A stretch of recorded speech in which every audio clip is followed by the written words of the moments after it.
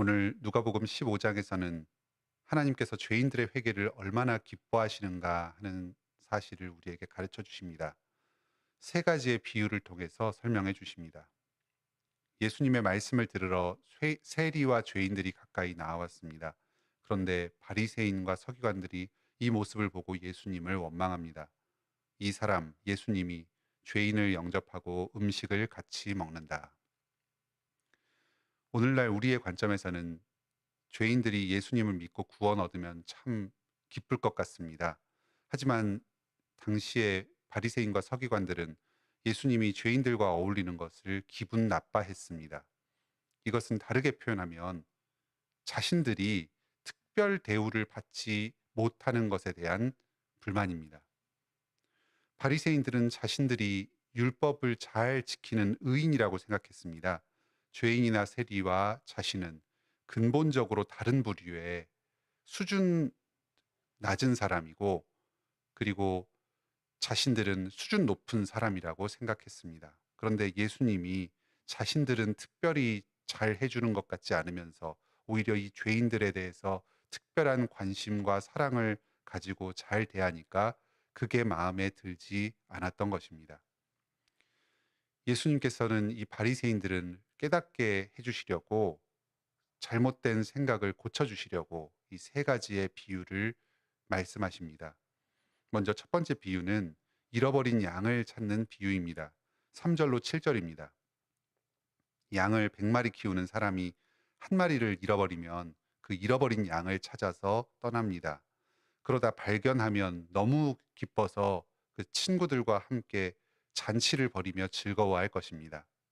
이처럼 하나님께서도 죄인 한 사람을 다시 찾으시고 그 죄인이 회개하면 하늘에서는 그 회개할 것 없는 의인 99사람으로 말미암아서 기뻐하는 것보다 그 죄인 한 사람, 회개한 자 한 사람을 위해서 기뻐하는 것이 더욱 크다고 말씀하십니다. 하나님께서 의인 99사람보다 죄인 한 사람을 더 크게 여기시고 소중하게 생각하신다는 그런 의미는 아닙니다. 이것은 일종의 과장법입니다. 그 정도로, 그 의인 99사람을 기뻐하실 정도로 죄인 한 영혼 한 영혼을 매우 사랑하신다. 이것을 나타내는 과장법의 표현입니다. 바리새인은 겉으로는 율법을 순종하면서 아주 의로운 사람으로 행세하였습니다. 하지만 이 죄인을 사랑하시고 그 죄인을 회개로 부르시는 이 하나님의 아버지의 마음은 전혀 이해하지 못하고 담지 못하였습니다. 예수님은 바로 이 잃어버린 양 한 마리를 찾는 비유를 통해서 이 바리새인의 영적 상태가 하나님의 마음으로부터 매우 멀리 떨어져 있다는 사실을 가르쳐 주십니다. 다음으로 두 번째 비유는 8절로 11절에 나옵니다. 잃은 돈을 찾은 여인의 비유입니다. 한 여인이 밤에 집에서 은 드라크마 동전 하나를 잃어버렸습니다. 그러면 밤중에라도 등불을 켜고 그 어둑어둑한 가운데에서 온 집안을 돌아다니면서 잃어버린 동전을 찾습니다. 드라크마는 하루 일당에 상당하는 금액입니다. 오늘날 우리가 이해하기 쉽게 비유를 들자면 5만 원짜리 지폐 한 장을 집안 어딘가에서 흘려서 잃어버린 것과 같은 그런 상황입니다. 그 정도 돈을 잃어버리면 마음이 철렁 내려앉으면서 어떻게든 찾으려고 구석구석을 뒤지면서 노력할 것입니다. 그런데 하물며 잃어버린 한 영혼을 찾는 일에 우리가 어찌 그리 무관심하고 어찌 그리 노력을 기울이지 않을 수 있겠습니까? 이 비유는 지금 우리의 마음이 어디를 향해 있는가를 보여줍니다. 잃어버린 한 양, 잃어버린 양 한 마리나 드라크마 동전 하나는 너무나도 소중하게 생각합니다. 하지만 죄인들이 회개하고 구원받는 이 일에는 무관심합니다. 이것이 당시의 종교 지도자였던 바리새인과 서기관들의 태도였습니다. 스스로가 하나님 앞에서 죄인이고 나 또한 잃어버린 영혼이라는 생각을 전혀 하지 못하고 있습니다. 스스로 교만해져서 나는 저들과는 다르다. 하나님께 인정받을 만한 사람이다 하고 생각하며 살았습니다. 그렇기 때문에 다른 죄인들에 대해서 무관심하고 냉정하고 정죄하고 그 죄인과 나의 선을 딱 긋고 섞이려고 하지 않았습니다. 죄인들이 회개하고 변화될 수 있다는 이 가능성 자체를 생각하지 않았습니다. 하나님의 그 구원의 은혜와 능력에 대해서 중요하게 생각하지 않았던 것입니다. 우리는 이런 잘못에 빠지지 맙시다.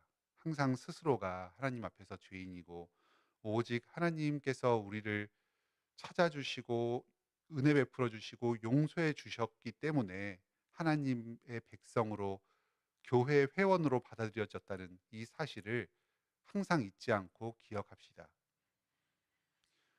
또한 영혼 구원의 일에 우리의 인생의 우선순위와 가치를 둘 수 있기를 바랍니다. 내가 죄인이었는데 먼저 은혜를 받고 죄 용서를 받았습니다.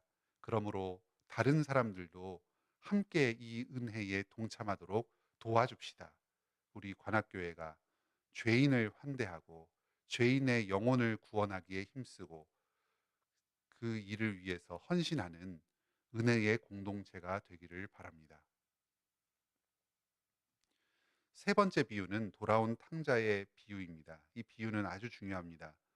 11절로 32절까지 많은 분량을 차지하고 있습니다. 성경에 나오는 여러 비유들 중에서 가장 긴 분량을 차지하는 그런 비유들 중에 하나이고 그만큼 중요한 비유입니다. 부자 아버지 아래에 두 아들이 있었습니다. 형은 아주 모범적인 사람이었습니다. 반면에 동생은 문제아였습니다. 동생은 아버지를 졸라서 재산을 먼저 상속받았습니다. 동생은 그것을 다 팔아가지고 먼 곳으로 갔습니다. 거기서 재산을 낭비하였습니다. 창기에게 빠져서 지냈습니다. 여러 가지 죄를 지었습니다. 재산이 다 떨어졌습니다. 그리고 그 나라에 흉년까지 닥쳐서 먹고 살기가 아주 힘든 상황에 놓였습니다. 둘째 아들은 굶어 죽게 되어서 후회합니다. 돼지 우리에서 돼지가 먹는 그 음식을 먹으면서 연명합니다. 회개하면서 자기 아버지 곁으로 돌아옵니다. 그런데 아버지는 멀리서부터 그 아들이 돌아오는 모습을 보았습니다. 아들이 언제나 집에 다시 돌아올까 걱정하면서 나와서 기다리고 있었던 것 같습니다. 아버지는 아들을 보고 달려나갑니다. 그 아들의 목을 안고 입을 맞추며 영접합니다. 아들은 말합니다. 아버지, 내가 하늘과 아버지께 죄를 지었사오니 지금부터는 아버지의 아들이라 일컬음을 감당하지 못하겠나이다. 죄책감으로 말미암은 음, 우리가 예상할 수 있는 그런 반응입니다. 하지만 아버지는 이런 아들을 달래면서 종들에게 명령해서 아들의 옷을 갈아입히고 즐거워합니다. 귀한 소까지 팔아서 잔치를 벌입니다. 이 비유는 중요한 교훈 하나를 우리에게 가르쳐 줍니다. 하나님은 우리가 죄를 짓고 하나님께로 멀리 떨어졌다고 하더라도 아버지의 사랑으로 우리를 끝까지 기다리시며 사랑하여 주신다는 사실입니다. 하나님은 죄인의 회개를 기뻐하시는 분입니다. 비록 아무리 큰 죄를 저지른 죄인이라 할지라도 내가 죄를 짓고 하나님 앞에 설 자격이 없다고 할지라도 낙심하지 마시기 바랍니다. 돌아온 탕자의 죄를 용서해 준 이 아버지와 같은 사랑으로 하나님께서 나의 죄를 용서하시고 다시 품 안으로 품으실 것입니다. 예수 그리스도를 믿고 회개함으로 돌아오시기 바랍니다. 이 오늘 말씀을 들을 때에 어서 빨리 자신의 죄를 버리고 회개하고 주님을 의지하여서 믿음으로 돌아오는 여러분들이 다 되시길 바랍니다. 그런데 이 비유의 뒷얘기가 아주 중요합니다. 형이 들에서 일을 끝내고 돌아왔습니다. 아버지가 방탕한 동생을 맞이하여서 큰 잔치를 벌인 사정을 알게 되었습니다. 그리고는 크게 화를 내었습니다. 그러면서 집 안으로 들어와서 그 잔치에 참여하기를 싫어합니다. 그냥 집 바깥에 서 있습니다. 아버지는 이 소식을 알고는 집 밖으로 나가서 큰 아들을 맞아들입니다. 함께 집으로 들어가자고 간청합니다. 그러나 큰아들은 불평하면서 그 아버지에게 항의하고 아버지의 뜻을 거스릅니다. 비유의 마지막에서 아버지가 큰 아들을 설득합니다. 얘야, 너는 항상 나와 함께 있으니 내 것이 다 너의 것이다. 반면에 이 동생은 죽었다가 살아났고 내가 잃었다가 얻었다. 우리가 즐거워하고 기뻐하는 것이 마땅하다. 아버지께 화를 내는 이 큰아들은 바로 예수님께 불평한 바리새인과 서기관들을 말합니다. 또한 이방인들에 대비해서 스스로 선민의식을 가지는 이 유대인들을 의미합니다. 그들은 하나님의 말씀을 잘 배우고 알고 있습니다. 율법대로 행동하면서 칭찬을 받는 사람들입니다. 하나님의 그 아브라함의 언약, 다윗의 언약을 그 계승한 선택받은 민족들입니다. 그러나 죄인이 회개하고 돌아올 때에 그 기뻐하시는 하나님의 마음을 정당하게 이해하지 못하고 있습니다.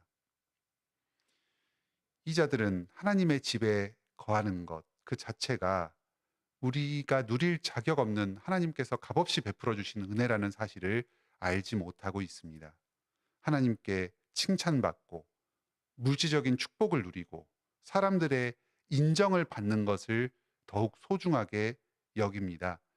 하나님의 사랑과 우리가 하나님 안에서 누리는 그 축복은 이러한 세속적인 성취들, 물질적인 축복과 사람들의 인정을 얻기 위해 이용해야 할 그런 것으로만 생각을 합니다. 예수님은 이 비유를 통해서 바리새인들의 잘못된 신앙 관점을 교정하십니다. 또한 오늘날 우리들도 이런 바리새인들과 같은 태도를 취하지는 않고 있는지 돌아보게 하십니다. 사랑하는 성도 여러분, 우리가 하나님의 자녀되고 지금 교회 회원으로 속하여서 신앙생활을 하고 있는 이 자체가 하나님의 큰 은혜라는 사실을 기억하시기 바랍니다. 우리가 믿는데 또 교회 회원으로 살아가는 데에서 우리가 내세울 만한 공로는 아무것도 없습니다. 왜 나에게 더 좋은 것을 주시지 않습니까? 왜 나는 저 사람보다 더 못한 삶을 살도록 내버려 두십니까? 왜 저 사람에게는 좋은 것을 주시고 나에게는 이것밖에 주시지 않습니까? 이렇게 자꾸 다른 사람과 비교하여서 나에게 베풀어 주시는 하나님의 은혜와 사랑을 의심하지 마시기 바랍니다. 자신의 처지에 대해서 좀 감사하며 자족하기보다는 계속해서 불평과 원망만 샘솟는다면 먼저 회개합시다. 주님께서 이미 내게 주신 것이 충분하다는 사실을 믿음으로 고백할 수 있기를 바랍니다. 무엇보다도 나에게 예수 그리스도를 허락하여 주신 이것이 하나님의 큰 은혜이고 축복입니다. 예수님을 우리에게 주신 이것이 우리에게 이미 받을 자격 없는 모든 것을 주신 것과 마찬가지입니다.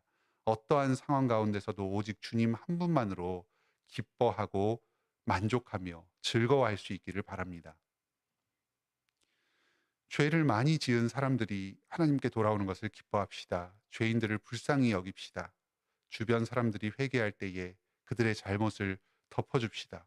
오늘도 우리 교회를 통해서 복음이 전파되고 죄인들의 죄인들이 그 복음을 듣고 회개함으로 돌아오고 하나님의 기쁨이 넘치기를 바랍니다.